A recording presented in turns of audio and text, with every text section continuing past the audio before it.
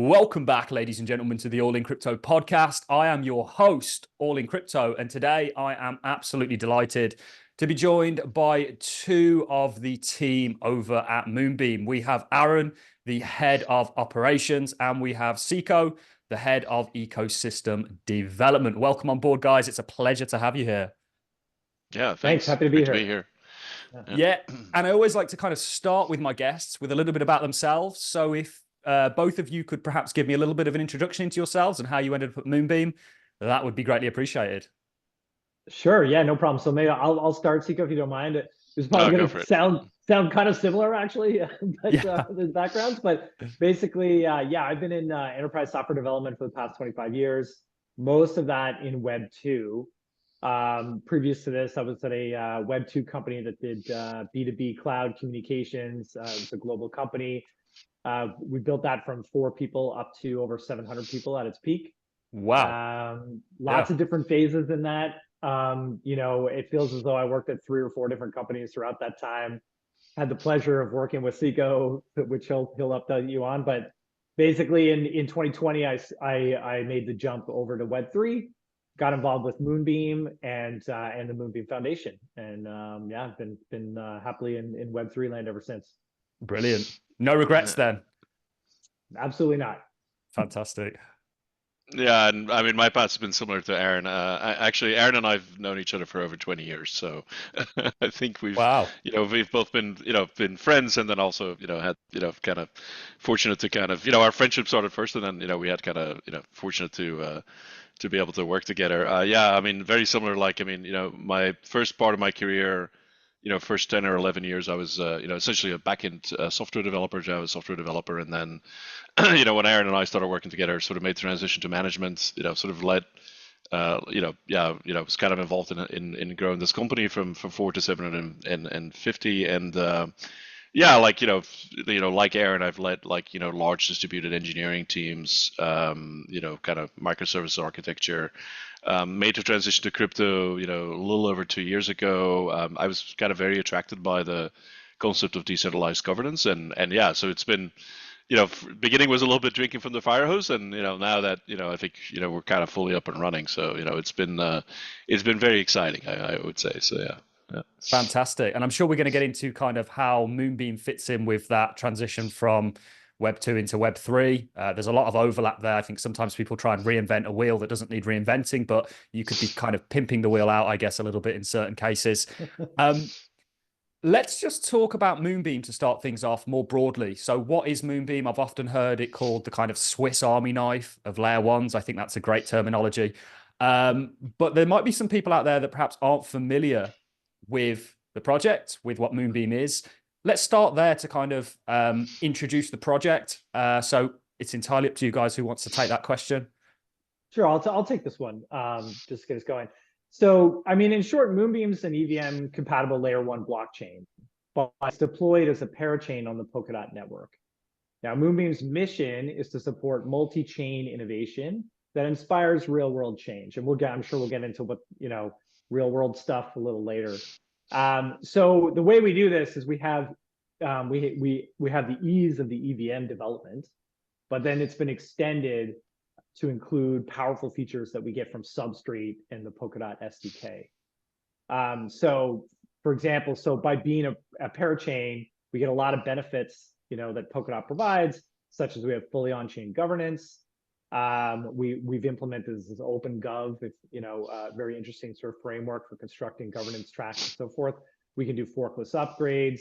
And as well, we use technology called XCM that's in the Polkadot to be able to do secure transfer of assets between chains without the needs of bridges.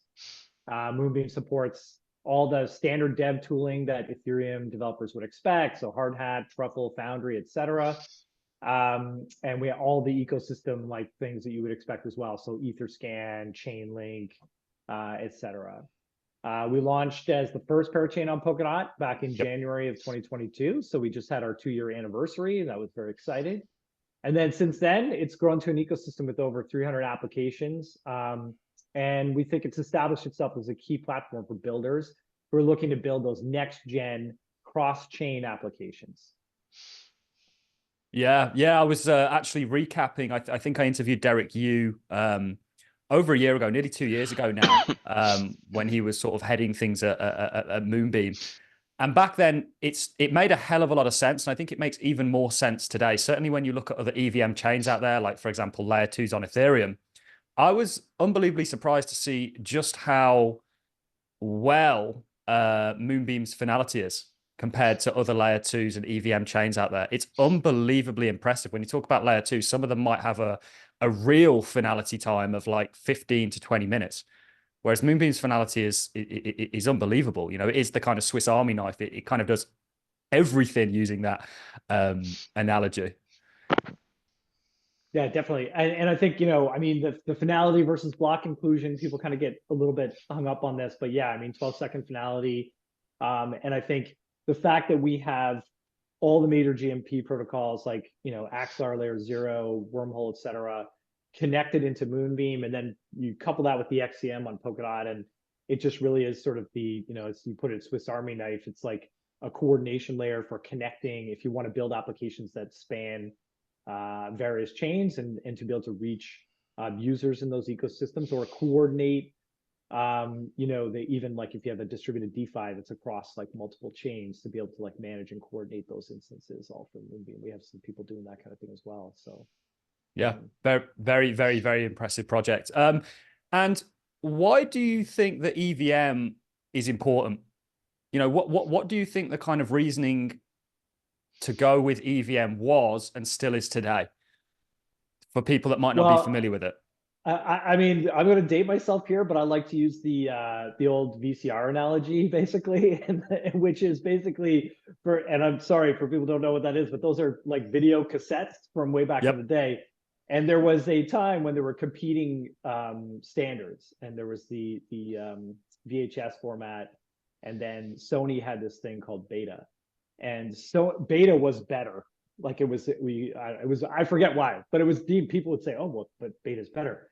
But VHS just became, it was a format where anyone could use it, and it was licensed to all these like lower tier manufacturers, and it just became a standard. And I think, at least today, EVM is that standard. You could argue that maybe it's got some shortcomings, that it would be better served by richer languages or whatnot, but EVM and using Solidity and that kind of thing just is what most developers are doing. And what that's going to lead to is more tooling, more support, more articles on how to do things. Like, it's just going to, in what I've found over all my years at Seco, I'm sure the same, like, when you start seeing a trend in a particular direction, and momentum building behind a technology, it's always best to kind of, in a way, go with the flow. You're just going to make your lives a lot easier.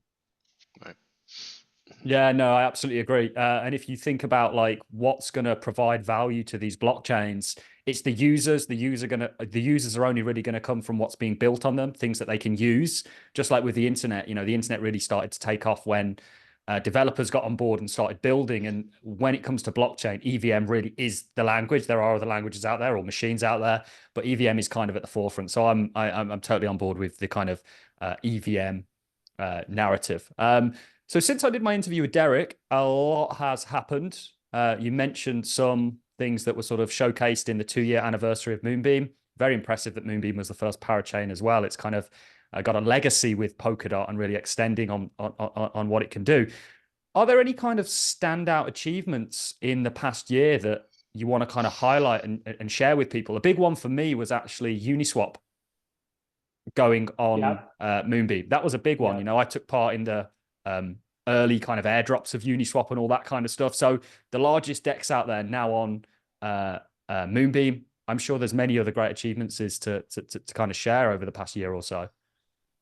Sure. So what I've been doing a lot of talking, but let me just touch on a few from a tech perspective, and I'm going to let Seco talk to the things like Uniswap and other sort of achievements like that. So I mean, I think in the last year, if I look at 2023, for example, I mentioned forkless upgrades before. So we did 6 major runtime upgrades to the chain, and these happened very smoothly without interruption. It's not a big event like it is in Ethereum and so forth, and that allows us to do more rapid innovation, and be more agile. And so really proud of that achievement. We're generally getting the chain upgrades typically happening every 6 to 8 weeks kind of thing on a go forward basis. In that time in 2023, big focus on sort of XCM and those technologies. So this is the standard message format for messaging between chains, particularly in the Polkadot ecosystem, so that you can do transfers and send instructions to one another and so forth. And we've been pioneering a lot of technology in that respect. We came up with something called an XC20, and this makes it so that like any tokens on other parachains, when they're brought over to Moonbeam, they just look and behave like ERC20s. There's like a token contract that gets created and so forth. And then they can be listed in our DeFi venues and so forth. And the converse is also true. You can have any ERC20 that's created on Moonbeam is XCM ready, so it can be transferred to other chains in the ecosystem. And then sort of building on that, we built something out called Moonbeam routed liquidity. So because of our EVM capabilities, it just was a natural place for all these GMP protocols that I mentioned to connect and route liquidity from Ethereum and Cosmos and other ecosystems, not only into Moonbeam, but Moonbeam became a conduit to all the other parachains within Polkadot. And so HydraDX, for example, it's a DEX in Polkadot, and all the liquidity routes through Moonbeam. And so Moonbeam's become sort of this like gateway into Polkadot and in and out in both directions. And so we've been spending a lot of effort in that area, leading the way on XCM and so forth. But now we're really starting a focus on connecting into other ecosystems. And I mentioned a couple of, interesting use cases before about remote controlling through governance or whatever deployments and other chains. But so I'd say a lot of 2023, sort of focused in that area, really, connected contracts, as we would call it. But yeah, I'm gonna, the Uniswap and the ecosystem explosion, I'm gonna defer to Seiko on. Yeah, sure. Yeah, I think, from an ecosystem perspective, I mean, I think when you first launch a blockchain, I think, the first thing that you kind of focus on is like building out a DeFi ecosystem, right? It's kind of like the foundational building block. So I think, early on, I think, a lot of it was like, it was about attracting kind of teams to kind of, build all these or like deploy all these different components on Moonbeam. So, DEXs, lending protocols, automated market makers, things like Uniswap. I think the fact that Uniswap deployed, I think it's a great, it's a little bit of a vote of confidence, right? They don't deploy everywhere, so I think we were quite stoked when that happened. I think there are still pieces getting added. I know that one of the teams on Moonbeam BeamSwap, they recently launched a futures and derivatives platform, and so these, as Moonbeam continues to grow, these the entire DeFi ecosystem will continue to mature. But then I think once you have that foundation, I think we wanted to kind of make sure that this this thing finds some real world adoption, and the thing is there is something sometimes a little bit a little bit inward focused about crypto, right? It's like you have the people that have totally fallen down the Web3 rabbit hole, and then now everybody's kind of competing for their attention. But fundamentally, there's billions of people out there that are not using Web3, and so I think for us, we definitely wanted to kind of just overall grow the user base and essentially kind of solve real problems. So at a very high level, I know we'll dig into each of these areas, but yeah, we've had a lot of traction. So Brazil has been a huge growth area for us. I think what we've kind of did there is we've gone and partnered with a number of Web3 consulting companies. So if you are interested, imagine a traditional company, they're interested in getting some exposure to Web3. They don't necessarily have the knowledge or expertise themselves, so they'll go hire a consulting company. So what we've done is we partnered with those consulting companies, and they're now putting their entire customer base on Moonbeam. So for us, that's a really great channel strategy, right? So we've had a lot of traction in RWA. That's clearly a very significant narrative. Just overall this cycle. A lot of them are in Latin America and in Brazil, but we are getting some RWA in other areas as well. We're seeing some early traction in Deepin. We've announced a partnership with Diode. They're kind of a cool project. They're essentially a decentralized communication system, so somewhat similar to Zoom or Slack. But then rather than that running through, with Zoom or Slack, you're running through some centralized servers. With them, it runs through a decentralized network, kind of similar to the Tor network, and then the backend of that is secured by Moonbeam. So we're very kind of stoked about that. There are more Deepin projects coming, but I think that's the one we've announced so far. And then gaming. I mean, I'm a gamer. Have been for like, I've wasted 4 decades of my life playing video games. So, I'm kind of, quite stoked about that. I think, it's been a real growth area. So we're seeing a lot of more what I would call real games where, the gameplay comes first and, they're fun to play, and then you're laying on Web3 concepts to kind of, enhance the experience. But, we're starting to get some momentum there. So, yeah, quite stoked about that personally. So. Yeah, it goes back to the kind of Swiss Army knife. Is there anything that Moonbeam isn't enabling right now? Right, right. Is there anything you guys aren't doing? It's really impressive. And the fact that you've got EVM, you've got sort of cross-chain compatibility, you've got Polkadot in there, you've got really this really strong foundation that I'm really excited and we have been seeing getting built upon. Let's tackle some of what you've mentioned there. We'll add Deepin into everything because Deepin's a real area of interest for myself, and I'd be fascinated to hear, what's kind of going on there in regards to Moonbeam. When you think about the internet and how important that is, it's really controlled by 3 companies have the lion's share in it, and there's kind of an irony, I think, with decentralized ledgers reintroducing centralized systems to run those ledgers. So this is a real narrative that I think we can explore and is one I'm personally interested in. But let's start with emerging markets. You mentioned emerging markets there. What is Moonbeam doing in regards to tackling emerging markets, who are probably some of the markets that stand the most to benefit in regards to distributed ledgers? Yeah, I think, and I don't know. Yeah, go ahead, Aaron. Yeah, go ahead. Yeah, go for it. This is usually whenever you have 2 or 3 people on and there's an interesting question comes up, this is always the case. But yeah. Yeah. Well, I mean, I think, I guess, emerging markets to me anyway, very interesting because there's so much, like, the product market fit for crypto is just makes so much sense in that context, right? The way I think, like, this is an analogy I like to use where in the 90s and the 2000s in North America, all this broadband infrastructure was built out, and this was the future, and really miles ahead of like everywhere else in the world in terms of internet connectivity. And that's really challenging many other parts of the world.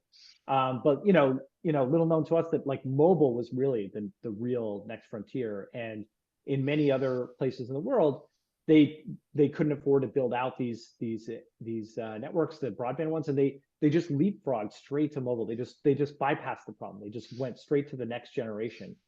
And I feel as though, like, in North America, we have and much of Western Europe and so forth, really strong financial rails and institutions and stable currencies and all of these things that we take for granted. Now, they're not perfect, certainly. I think, like, a lot of Web3 people would say there's a lot of problems there too. They're kind of under the surface, and to most people, they don't really, in their everyday lives, they're like, well, why do I need something else, right? But then you have a lot of emerging markets where, in some instances there's corruption, or their currencies are just not very stable, or they can't even get access to banking, or it's very difficult to send money to relatives in other countries and so forth. And so kind of the same thing there, where, okay, do you want to fix all the problems with the current traditional financial system in your country, or they're seeing the promise of Web3 and what's possible, and it just makes sense to leap straight into that model. And I think so the product market fit is very obvious to people in emerging markets, I think, in many emerging markets. And so I think that's why we've been having a lot of success in Brazil. And yeah, maybe Siko, you can talk about how Moonbeam specifically works. Yeah, I think, just to sort of add to what Aaron's saying, I mean, I think, all of us in Web3, I'm sure we have family members or friends that are not in Web3. And then you have these inevitable conversations around the Christmas dinner table in terms of, so like help me understand, like, what is this thing? And there is sort of this market difference, right? When you talk to somebody in like Europe or North America, people are like, I don't really get it. Like, I don't really worry about my bank going down. It tends to be pretty reliable. Isn't this just like a bubble of hot air? You notice the difference when you talk to somebody in Latin America. Like, you don't have to explain to them the benefits. They are infinitely familiar with bank collapses, with like governments like not being trustworthy, and so like it's just a completely different conversation. So I think like Aaron mentioned, like we are getting sort of a lot of traction there. So again, like I said, right, we have these partnerships with these Web3 consulting companies. They're putting their customer base onto Moonbeam. I mean, there's a couple that I'd like to kind of call out that I think, kind of show like how significant these are. So like one is this platform called Didico. So it's a fan loyalty program for this person, Adriano Imperador. Imperador is like, it means the emperor. Like that's his basically become his nickname. He was like a former Brazilian soccer star. He played on the Brazilian national team. He was like a striker for Inter Milan, for Parma, for Roma. He's retired, but at this point, still extremely popular in Brazil. I think he's got like over 10 million followers on Twitter. And so what he launched on Moonbeam is like a fan loyalty program where basically he's selling digital assets, he's selling NFTs. When people buy those, they get kind of access to him, and by virtue of that, they get, the chance to, for example, win an autographed soccer ball or like an autographed jersey. They launched about 4 weeks ago. The reason I mentioned this as first one is like it's pretty significant. Like they're basically minting 3,500 NFTs per day, which instantly within like the first 2 weeks propelled us. Like we instantly went to like like the largest NFT collection in all of Polkadot. They have a backlog, so the way that their system works is like people go claim. So the people that are using this, they don't even realize that they're essentially interacting with like a Web3 platform. So they first go through an off-chain system. They go register these assets, and then they essentially have a scheduler that puts it onto Moonbeam, and they have like a backlog of like 500,000 NFTs. So like I mean, yeah, just from a transaction volume, we're pretty stoked about that. Another one is this team called Curta. They're a network of gaming influencers across Latin America. They primarily cover like mainstream gaming, so things like League of Legends, Valorant, Counter-Strike, this thing. It's a network of 32 YouTubers, but they combined have 260 million viewers. So like those are some pretty eye-popping numbers. And so they've like launched a fan program on Moonbeam in the last couple of weeks. And then we have this other guy in Aldinho. He's kind of like a Brazilian Mr. Beast, if you're familiar with him. Yeah, of course. He's got 31 million viewers. They tend to be kind of younger teenagers. So last year he in Brazil launched kind of. This is something I used to do when I was 5, 6 years old. You had these like sticker books, and you would go to like the newspaper store and then buy these like sticker packs that you try to complete like the sticker, and you would like at the schoolyard trade with your friends and so forth. So he launched last year a paper version of this. He sold $8 million worth of stickers in like a couple of months. So I think it had quite a bit of success. Like I mean, we have a Brazilian colleague. He sent us pictures of this everywhere. You could like see his face. On like bus stop ads, and like these sticker books were everywhere in newspaper stores. So he's now launching a new project called the Castle of Enaldinho, which is basically a digital NFT variant of that, right? So essentially, like people will through like a mobile app and through a website be able to buy these like digital sticker NFTs, and then again kind of complete the book, and then you get rewards and so forth. They did the production sort of in the lead up of this year. It has very high production value. They like basically went to some castle, medieval castle, and then had actors in like full plate armor and like a professional camera crew, and like it looks amazing basically. So we're just very excited about I mean when you look at these numbers, like 10 million followers, 260 million viewers, 31 million viewers. Like those are like numbers that within Web3, like that's like a difficult audience to meet. And so we're pretty excited about like that kind of sort of mainstream traction, basically. You know what I mean? So yeah. And you've mentioned 3 there. You can imagine the kind of volume when you have hundreds of examples or hundreds of people doing the same thing. And you're totally right. For Web3, that kind of volume is insane. I think if you look at actual dApps on Ethereum, it's few that have even 10,000 users, let alone the kind of volumes that we're seeing. And I loved what you said there. I really want to pick up on that.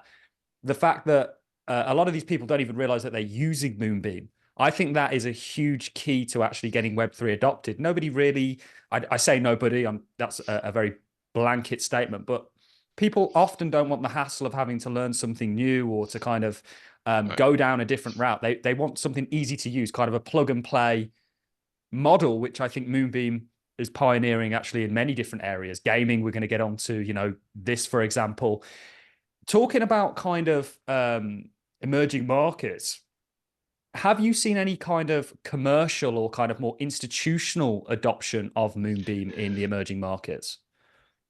Yeah, I think so. I mean, sort of more in the real world assets area. So I think, so again, so the thing is, like, you got to understand, right? Like the way that some of these Latin American markets work, like it's very different from the way that, of course, like these people are just living a different reality from what we're dealing with on a day-to-day basis. So I think one really good example is like we have this project, and again, this all is coming through like these like channel partners, right? So we have this project that launched on Moonbeam, Tokeniza. So basically, the way to understand is like what they're building is like it's a general RWA or like tokenization platform. So, in principle, they can tokenize any asset, right? Whether that's, I mean, that could be financial, that could be physical, it could be whatever. But what's cool about these guys is so they have regulatory approval. Like the Brazilian government, I think at this point is like quite pro crypto. Like they're essentially pro deregulation, they're pro crypto.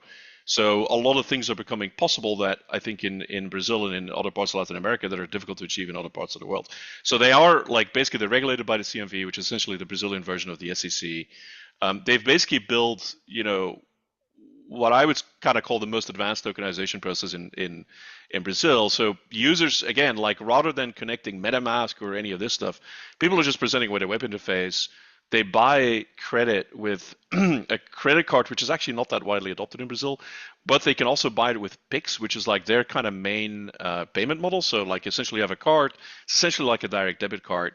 Then behind the scenes, so kind of invisible to the user, there's a wallet that gets created. And then they basically purchase these like BRLA stablecoins. So it's essentially a stablecoin that's like tied to the Brazilian real, and then that gets deposited into the actual wallet. And then from there, like basically then like they can essentially buy these real world assets. The first one that they launched, this will take a little bit of explanation, but basically so Brazil again, right? It's an interesting country. So like there's a ton of stuff that does not work well in Brazil. There's a bunch of government services that are like on a regular basis failing. And so people will like go take the government to court. And so for example, if you have regular power interruptions at your house, I mean, yeah, if that happens once or twice a year, that's not a big of a deal. When it happens like every week, like at some point you're kind of like, okay, this is becoming problematic, right? So people take like the local municipal or like, the federal government to court. They win those court battles and essentially get damages assigned by the court. But then even the payment system for that fails. Yep. So the government's like basically remiss in like paying them. And so like you get these like massive, essentially outstanding amounts. What that's resulted in is a secondary market. So these things get lumped into a fund in Brazil. In Portuguese, it's called a precatórios. And so it creates a secondary market where like, let's say that, you're owed $4,000 by the government. You're doubting that you will ever collect. Then what you'll do is like, maybe Aaron wants to take the gamble and say, well, I think I'll collect. So you sell it to him for like 30 cents of the dollar. And so essentially what Tokeniza did was, they're essentially putting this on chain. So they're tokenizing this and essentially then like selling it as like kind of like a real world asset. And so they launched their first product like 2 weeks ago. They sold like $500,000 worth of these like precatórios assets. Yep. In like in the first week, and like they're targeting just from that like they're targeting a volume of like 2 to 4 million per month. In addition to this, they're looking at real estate, they're looking at like other assets. So we're quite excited about it. I think these are things that I think in North America and Europe we're still pretty far away from like those concepts. Again, in Brazil, kind of to Aaron's point, like people are a lot more willing to kind of adopt these and kind of leapfrog, right? So yeah, in addition, I mentioned, BRLA, we have these two like Brazilian real stable coins, BRLA, BRZ. Yep. We have this other program called, or this other protocol that launched Carbify. They're like a carbon credit platform. They're certified by the United Nations. Last year they sold 1 million NFTs, that's what they call them. So wow. Essentially you have like an NFT proof that there is a tree somewhere in the Amazon forest that it's producing X amount of CO2. And so what's cool about these guys is, they're kind of following our multi-chain strategy. So they're launching on Moonbeam with Moonbeam as a central hub. They will then expand to like other chains, but like all of the settlement of this will flow back into Moonbeam. And then, yeah, we have the one that also launched in the last month is this project called Zuka.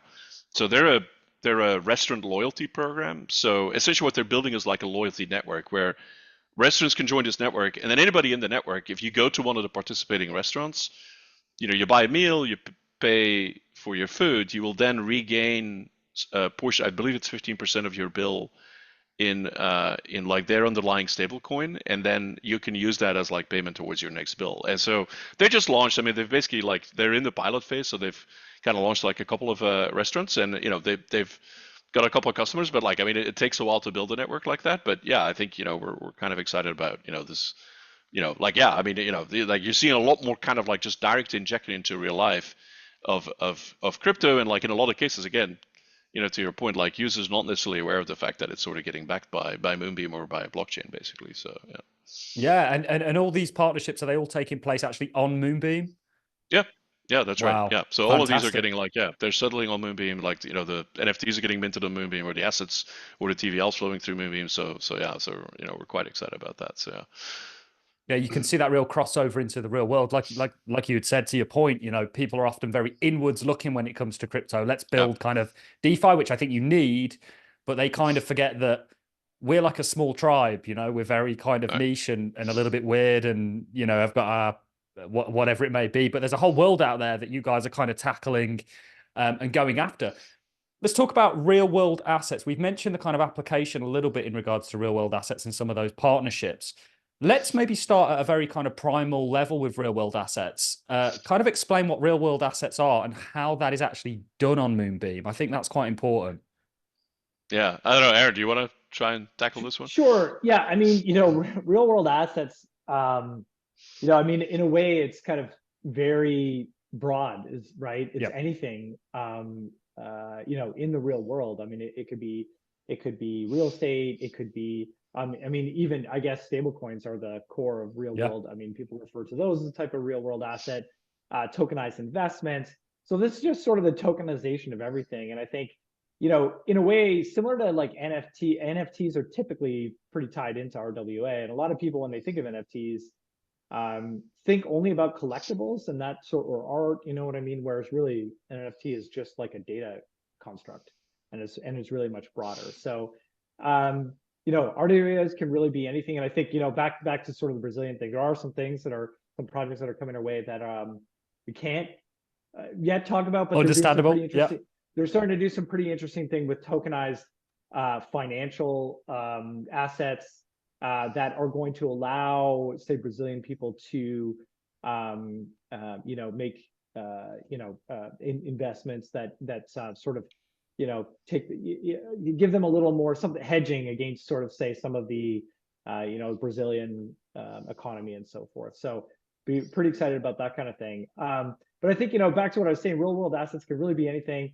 I think one really super cool use case on Moonbeam is that the World Jiu-Jitsu Council, or Yeah, Federation, like, certifier yeah, federation. yeah.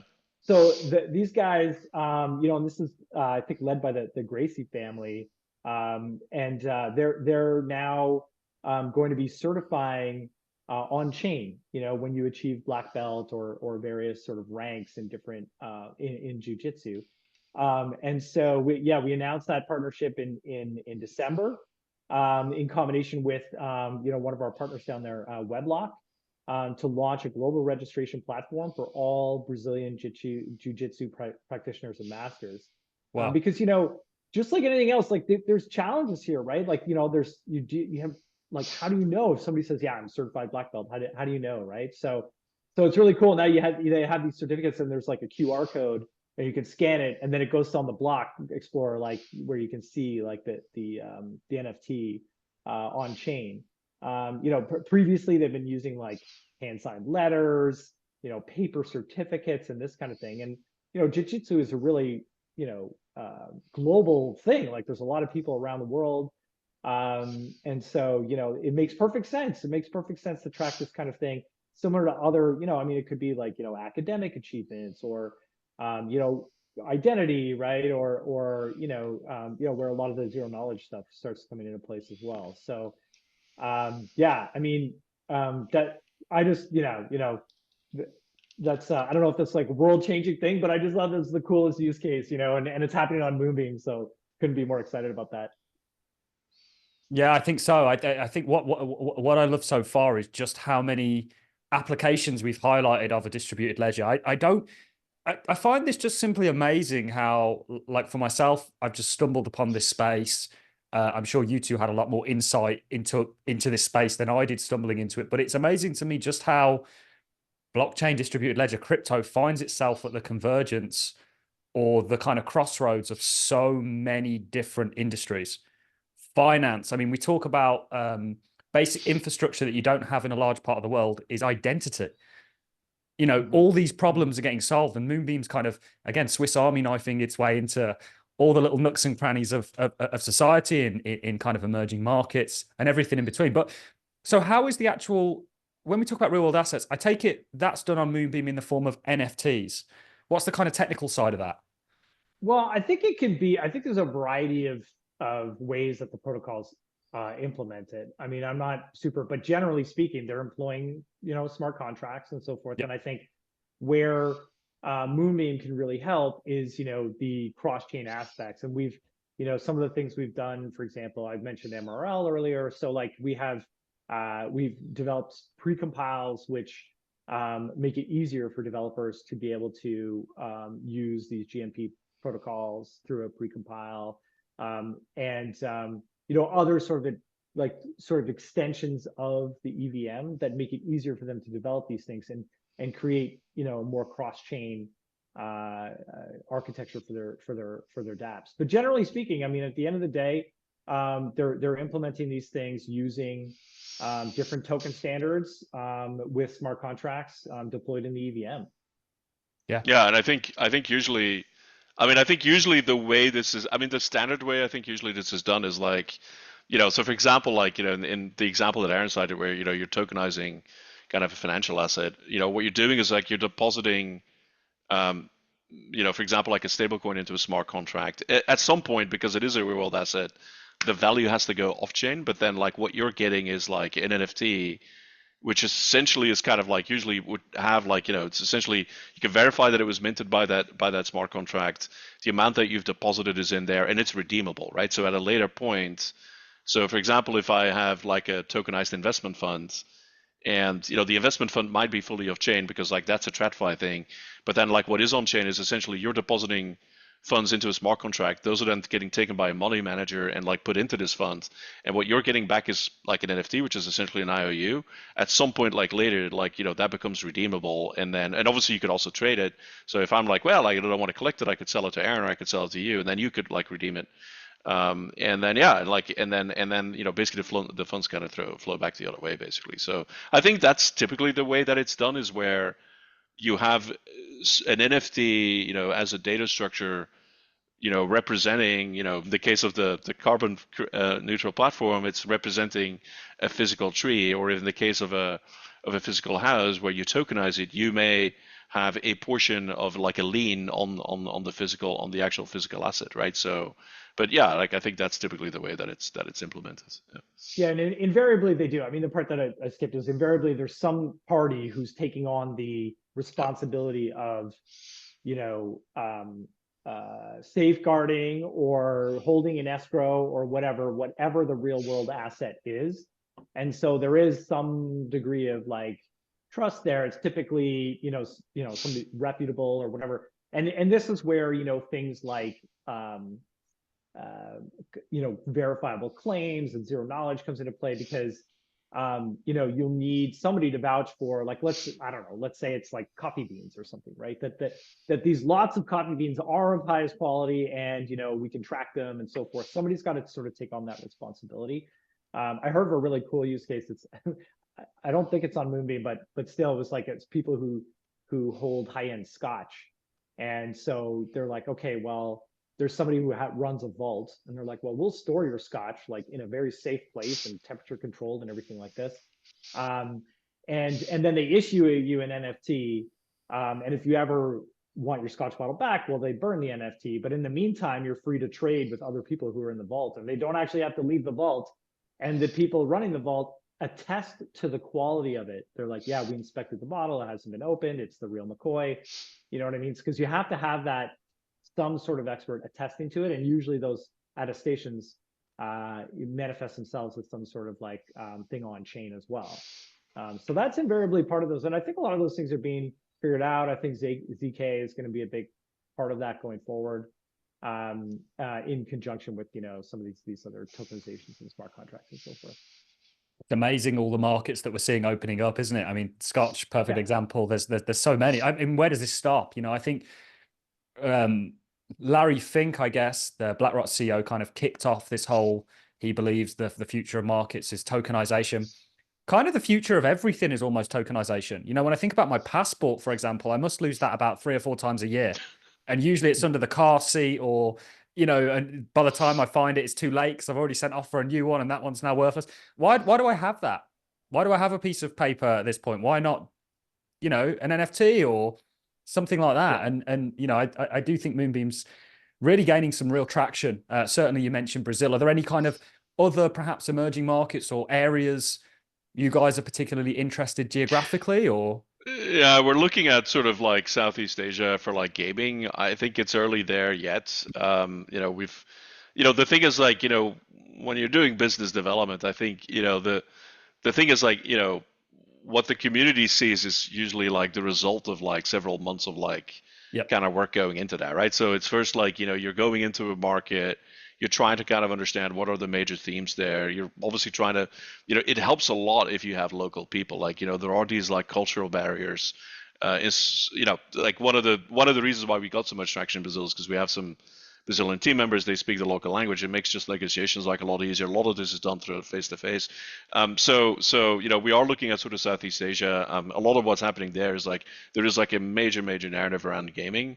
And so I don't like talking about deals that are kind of in flight because of not every course. deal will like I don't want to kind of overpromise and then like underdeliver, right? So I think not every deal that we're kind of working on will like materialize. Some of these will fall apart, but I think yeah, like I think that's an area where we're like pretty keen on exploring that and trying to get some traction there. And I mean there are I heard some stat actually. I was at GDC last week and I heard a stat that there's like 3.9 billion people like every day playing video games, and so obviously Yep. that is a massive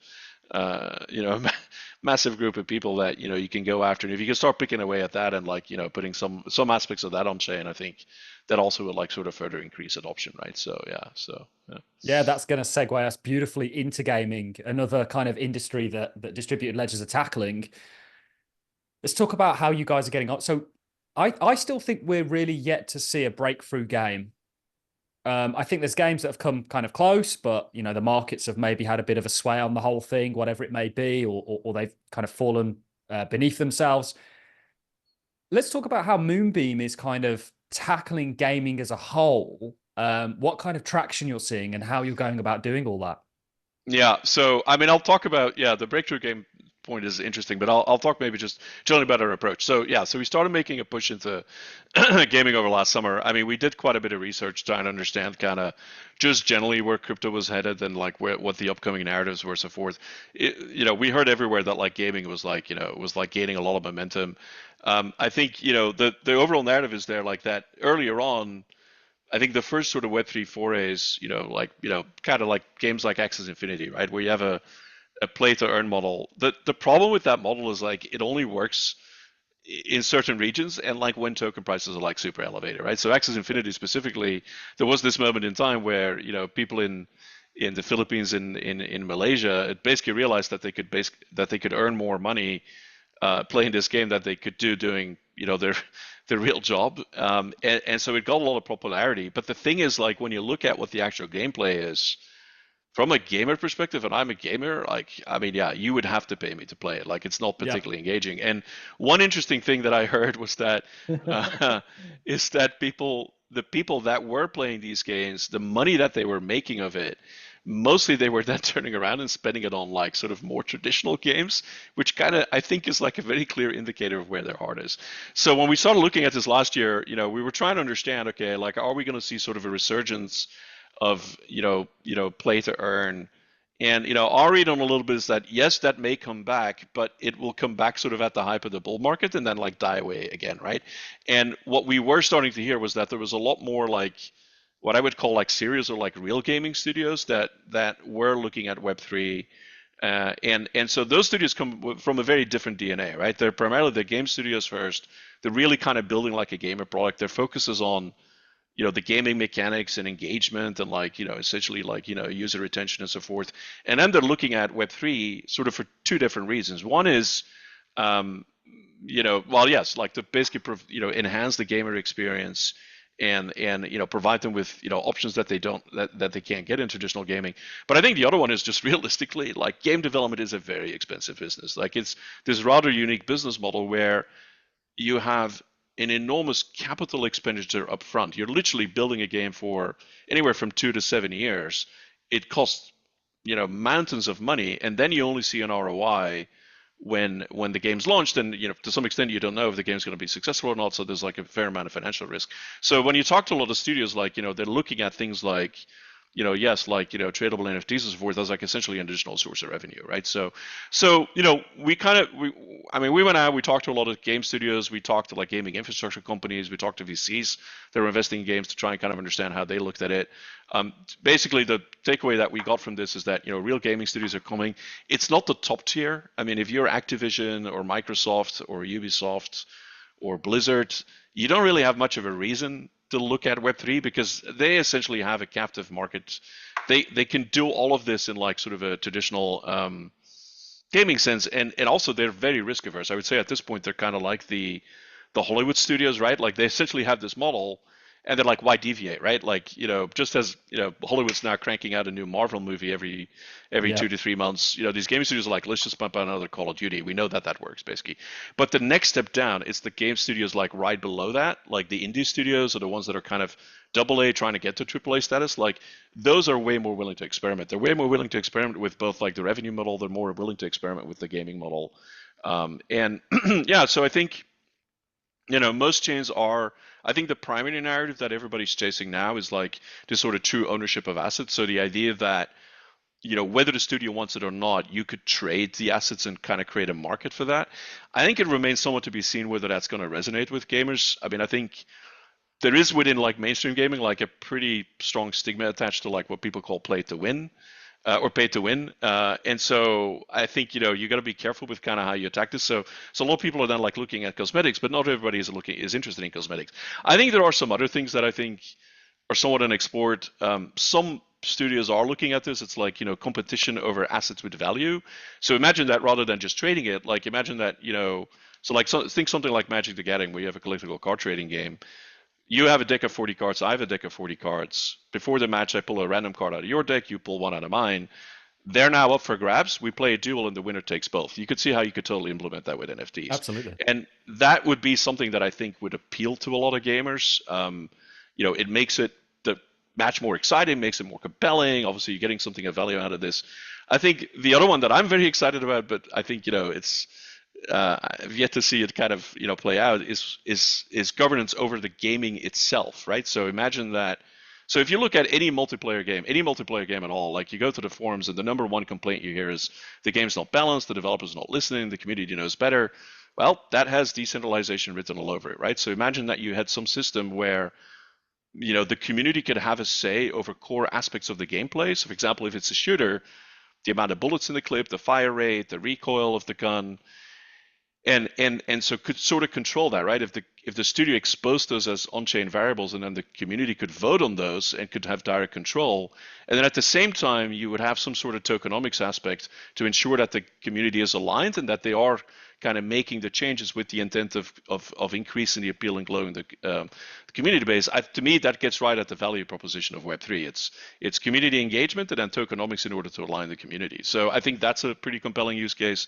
So yeah, so I think we're talking to a lot of studios about this. I mean, I think we'll see some variant of all three. I think the game that kind of gets some mix of those in the right combination and is able to create an experience that people can have in traditional gaming, I think that's the game that brings 10, 15, 20 million people to Web3. In terms of our overall approach, I mean, the challenge is like when you're going into gaming, there are some chains that have kind of a very strong like gaming narrative, right? So Polygon, Immutable X, Avalanche, Arbitrum, BNB. There is just this like natural gravity where, again, studios are kind of looking for like player adoption, and so what they do is they gravitate to chains where there's a bunch of other games, just in hopes of like getting cross-pollination. What our approach has kind of been a little bit, we're like, well, so the thing is like what we've heard about people going to those larger chains is that they don't necessarily get like a lot of help because those chains now have so many games that they can't really effectively help them. So like we're really leaning into like, yes, we can provide financial support with grants, but we will also like make sure that you get a lot of help with like if you have technical implementation problems.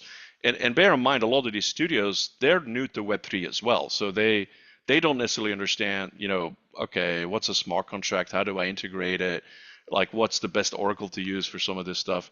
So we can really help with technical assistance. We lean into co-marketing, and then we also lean into networking. So we're really making an effort when we do get gaming infrastructure teams or we get gaming teams to kind of connect them to one another and look for opportunities where they could collaborate or kind of, essentially magnify each other's exposures.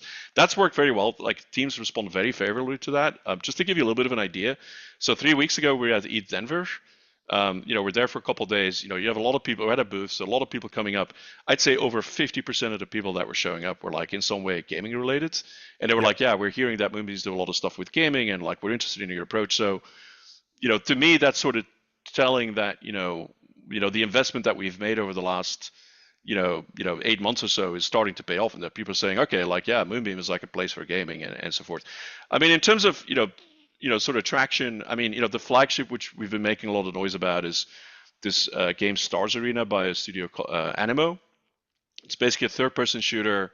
It's built on Unreal Engine. It's launching on PlayStation, Nintendo, Steam, and Epic. So again, Wow. you're seeing the same narrative, right? So where we're not presenting, or like people are not getting presented with MetaMask, like they're getting presented through the traditional way that they would normally get a game, and so that gives us a lot of possibility for like kind of more mainstream adoption. So they were with us at the Denver. They were both at our booth and at Polkadot, and got displayed there. They were also at GDC last week, and the game got presented on the main stage. So we have a pipeline of about half a dozen other games. Again, I don't like to, unless the thing is kind of done, but we have a pipeline. I think a fair amount of those will deploy.